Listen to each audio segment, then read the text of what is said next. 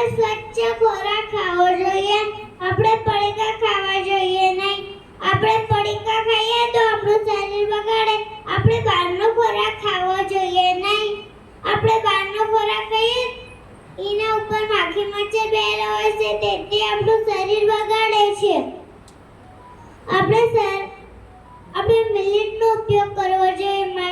Millet એટલે બાજરી, જુવાર, બંટી એ બધા મિલેટ કહેવાય. આપણે દરરોજ સરગવાનો ઉપયોગ કરવો જોઈએ. સરગવો સંપૂર્ણ આહાર હોય છે. હું તમને થોડા સૂત્રો કહીશ.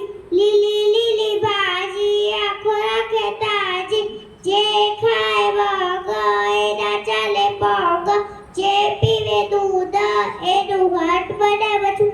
ગાજર પપૈયું ગોળું ત્રણે વિટામિન એ ના ભેળું. કાચી કઢી તોડવી નહીં, આંગણવાડી છોડવી નહીં.